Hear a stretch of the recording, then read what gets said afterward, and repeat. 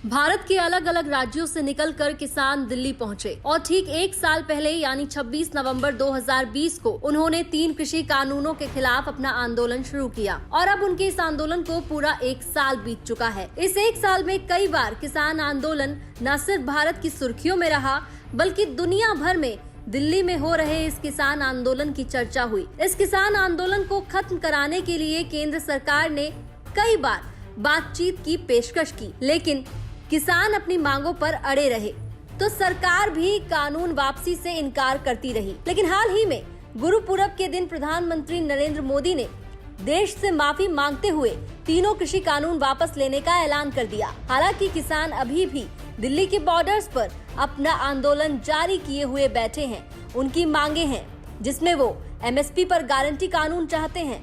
इसके अलावा 700 से ज्यादा शहीद हुए किसानों के लिए न्याय की मांग लिए हुए बैठे हैं। किसानों की जो मांगे हैं, अभी जो पेंडिंग मांगे हैं, हम उनका पूरा समर्थन करते हैं।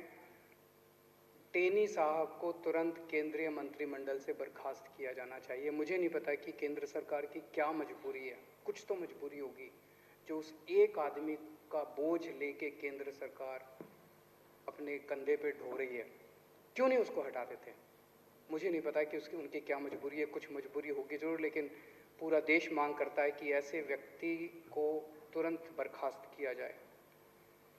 एमएसपी की जो उनकी डिमांड है वो बिल्कुल जायज़ है। इसके ऊपर हमने भी बहुत अध्ययन किया है। ये राजनीतिक तौर पे नहीं, मुझे लगता है अगर एमएसपी लागू हो जाता है तो देश की एग्रीकल्चर सेक्टर को बहुत बड़ा फ़ायदा होगा, पूरा का पूरा बदल सकता है।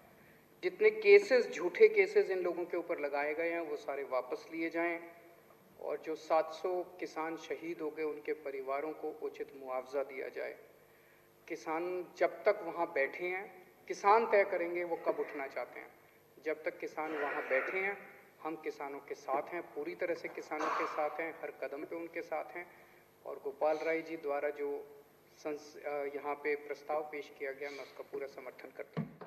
अरविंद केजरीवाल पहली बार किसान आंदोलन के पक्ष में बोलते हुए नजर नहीं आए हैं। इससे पहले भी कई बार वो खुलकर किसानों का समर्थन कर चुके हैं और साथ ही मुख्यमंत्री अरविंद केजरीवाल केंद्र सरकार पर किसानों के साथ हुई बर्बरता का आरोप भी लगाते रहे हैं। एक बार फिर से विधानसभा में बोलते हुए उन्होंने केंद्र सरकार को घेरा और कई गंभीर आरोप लगाए, जिसमें उन्होंने लखीमपुर खीरी में किसानों पर हुई हिंसा का मुद्दा उठाया और साथ ही केंद्र सरकार को जमकर घेरा।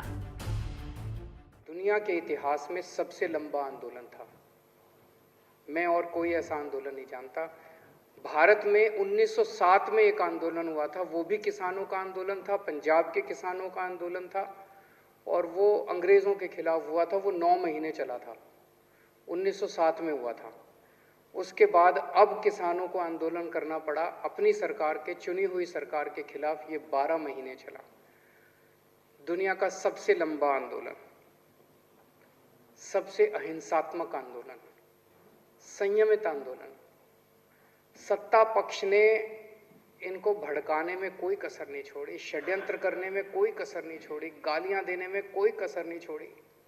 उनको कुचला गया। लखीमपुर का जो इंसिडेंट है बहुत ही दर्दनाक इंसिडेंट है कि सरेआम सड़क के ऊपर इतने लोगों के सामने, हजारों लोगों के सामने किसानों को गाड़ी से कुचल दिया गया। और इतनी हिम्मत हो गई, अगर सुप्रीम कोर्ट इंटरवीन नहीं करता तो ये उसको गिरफ्तार भी नहीं करते जिसने कुचला था।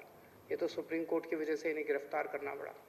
लेकिन किसान बेचारा शांत रहा, वो केवल अपने अर्जुन की आंख की तरह अपने आंदोलन पे केंद्रित रहा। 700 किसान शहीद हो गए, 700 किसान अपने ही देश में अपनी हुई चुनी हुई सरकार के खिलाफ लड़ते लड़ते 700 किसान शहीद हो गए। उन सभी किसानों को मैं नमन करता हूं। लेकिन एक खुशी की बात यह है कि उनकी आत्मा को अब शांति मिल रही होगी, क्योंकि उन्होंने जिस चीज़ के लिए शहादत दी वो अंत में लक्ष्य पूरा हुआ और किसानों की जीत हुई। किसान आंदोलन का एक साल पूरा होने पर देश के अलग अलग राज्यों से किसानों ने फिर दिल्ली कूच की है और अपनी मांगों को लेकर सरकार को ये जता दिया है कि वो अभी पीछे हटने के मूड में नहीं है। और वहीं दिल्ली सरकार किसानों की मांगों का पूरा समर्थन कर रही है। ब्यूरो रिपोर्ट, दिल्ली तक।